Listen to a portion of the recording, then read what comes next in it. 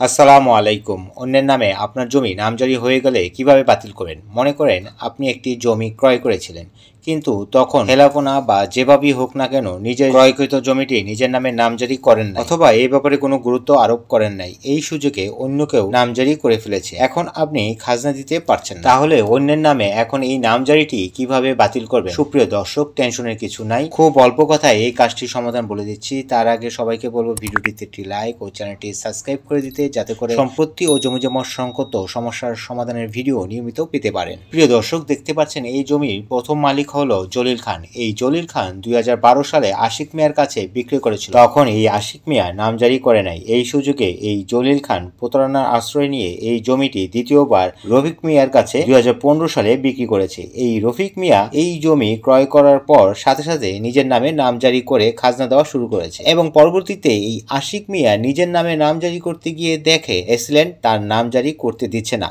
কারণ এর আগেই রফিক মিয়া নামজারি করে ফেলেছে। তাহলে এই রফিক মিয়ার নামে নামজারিটি কিভাবে বাতিল করবেন? প্রথমে এই আশিক মিয়া যে পদক্ষেপ নিতে হবে সেটি হলো সহকারী কমিশনার ভূমিতে মিসকেস করতে হবে, যেন তার এই নামজারিটি বাতিল করা যায়। এবং যখন দেখা যাবে এই আশিক মিয়ার দলিলটি হচ্ছে রফিক মিয়া তালুকদারের আগে, যেহেতু তিনি জমিটি আগে ক্রয় করেছিলেন, তখন এই নামজারিটি বাতিল হয়ে যাবে। অতঃপর এই আশিক মিয়া নিজের নামে নামজারিটি করিয়ে নিতে পারবেন, যেহেতু তার দলিলটি আগে হয়েছে। সুতরাং জমি ক্রয় করার আগে সবাইকে আগে খোঁজ খবর নিতে হবে পূর্বে এই জমিটি কারোর কাছে বিক্রি করা হয়েছিল কিনা। প্রিয় দর্শক, একটা কথা সবসময় মনে রাখবেন, জমি ক্রয় পর সাথে সাথে নামজারি করে ফেলবেন।